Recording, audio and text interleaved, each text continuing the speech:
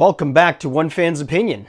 Let's talk about Ferrari, Hamilton, and how Ferrari is screwing over themselves and Lewis Hamilton.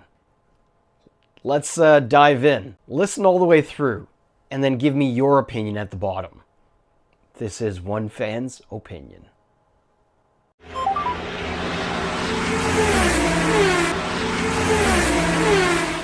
So unfortunately, we're back here. And yes, I am a Ferrari fanboy. Yes, I am a Lewis Hamilton fanboy.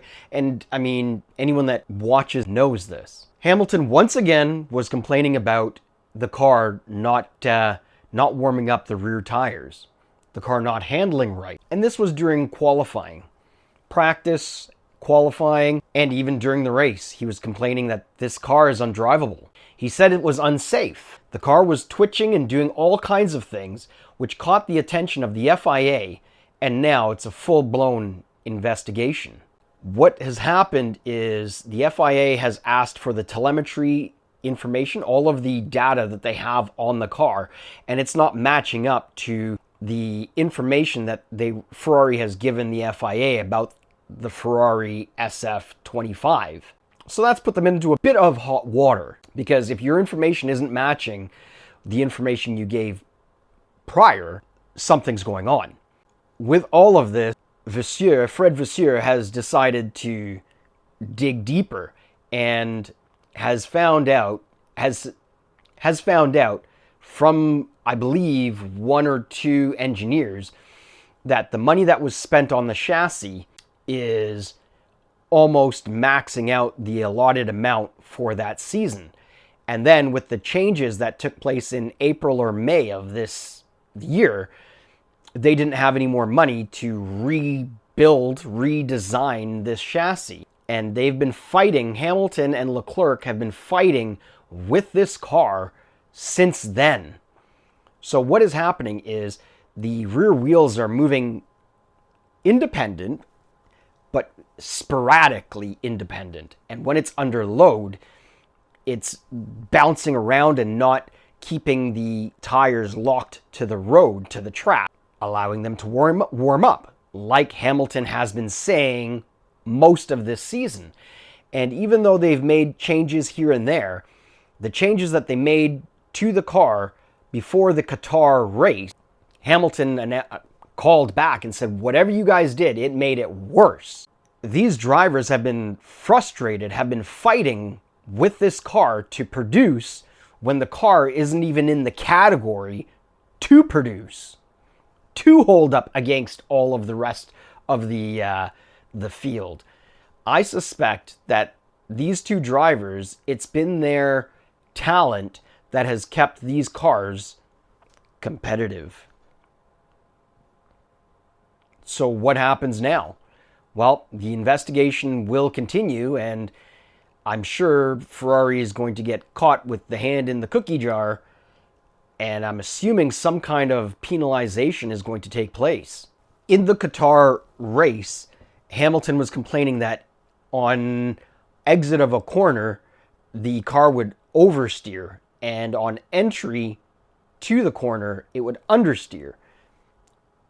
How do you predict what the car is going to do? It's all over the place. No wonder he's been down on himself with, maybe I shouldn't be in racing. I mean, if your engineers aren't giving you the information and holding it from the team, not telling the team, which, by the way, Vasseur, from what I gather, has suspended a bunch of engineers and fired a couple of engineers. So, I mean, Vasseur evidently didn't know. I don't know how he didn't, well, I don't know. But regardless, that's what I'm saying about Ferrari shooting themselves in the foot and shooting their drivers. You can't just bury your head in the snow or in the sand and expect it to go away. If something's wrong, it needs to be addressed. And these engineers holding back this valuable information has basically screwed over this whole season, has damaged Hamilton's legacy, has damaged the Ferrari name, brand, and then I'm wondering if, what was his name? John, the CEO of Ferrari. I'm wondering if he knew about any of this stuff. What he needs to do is apologize to those two drivers and to the fans for saying what he did say. That's one thing that he could do to help this situation. I mean, Hamilton started in 17th place and finished, I believe, 12th place. And Leclerc really only really benefited from incidents happening in front of him. That's the only way that he advanced in this race. Hamilton has been complaining with this car under braking, the rear tires bounce. That's a stability issue. And I mean, the reason that Leclerc's car is better than Hamilton's is, one, he's been developing it over the years that he's been with Ferrari, and two, the Hamilton's car is a complete front to back new car. So that explains the differences between their output. But I mean, these cars just suck. And being a Ferrari fan, it hurts to say that Ferraris suck right now.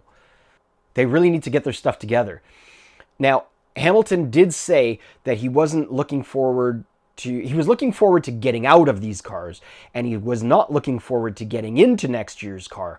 I'm wondering, did he get a chance to drive next year's car already and know that it sucks? Or is he just frustrated prior to this investigation? Is he just frustrated with, no one's listening to me, no one's doing the things that I need to the car that I'm asking them to do, I don't care about next season, or I'm not looking forward to next season? I would like to believe it's the latter of the two, but who knows? I mean, with this car not behaving, your engineers not listening to you, the company head coming down on you, no wonder he's held back, like emotionally. He's not producing, because at that level, I think you start to second guess yourself. I mean, is it me? I mean, the engineers say the car's okay. The head of the company is talking down to me. The team principal, is patting me on the back, but asking me to produce. Is it me? It's a very good question. Now he has his answers. So now that the media is coming down on Ferrari, Fred Vasseur is taking the blame. He's saying because, resources were shifted from earlier this season to next year's car, that it left them exposed. So basically taking the hit for the team. Good on you, Vasseur. But it should be the engineers that are taking the hit. The car is unpredictable, is sporadic, and I mean, it's unsafe. Having the FIA get involved, so disappointing. So we've gotten to a point in Formula One where the engineers would much rather hide the problem than admit there's something wrong with the car. Really? I mean, this now is in the history books that Lewis Hamilton couldn't produce when he went to Ferrari. The history books will say that Lewis Hamilton couldn't produce once he got to Ferrari, which is only part of the information, part of the truth. Because who's going to dig to find out that, oh, well, it's because the chassis wasn't set up. Oh, it's because the engineers lied. It's going to fall solely on Hamilton, damaging his legacy. As well as Leclerc, as well as Vasseur, as well as the Ferrari brand. Man, what a mess. How do you drive competitively when your car is all over the place? The bouncing in the back, the aerodynamics is off. Basically, you have three different parts. You've got the wheels, you've got the rear spoiler, the wing, and then you've got the suspension. And the three of them act differently under different load. So under acceleration, it's going to behave differently. Under braking, it's going to behave differently in the back. I'm talking about the back, not the whole car. It's going to do that differently. When you're going flat out straight, it's going to behave differently because you've got three different things that are conflicting. I'm actually kind of surprised that he was able to keep the car on the track for a whole race. Both of them, Leclerc and Hamilton. The head of Ferrari should be removed, and the engineers should be fired. And I know that it's a blanket statement for the engineers because I'm sure not all of them were in on it, but at the same time, it's like, what do you do? What do you do? So if you were Leclerc and Hamilton, how would you handle the situation? It's going to be difficult for them to get out of their heads, even when the car is sorted. And would you even stay to find out if the car is sorted? I mean, you've got not a very small window, but you've got a window of race life. Age catches up with all of us. Can't be fast forever. What would you do? Down below, let me know. There's also a small but big problem of Hamilton with the FIA and the way they've handled any of his situations, like the theft of his 8th world championship. So what would you do? Would you leave? Would you retire? Move on with your life? Or fight? I think next year Hamilton will fight. I don't think he's the kind of guy, from what I've gathered, I don't think he's the kind of guy to just let things like that go. I mean, yes, he has a bunch of other things in his life to take care of. His fashion line, his movies, but once you've started in a sport, and you've played at such a high level, it is very difficult to walk away. What would you do? This has been One Fan's Opinion. I hope you enjoyed.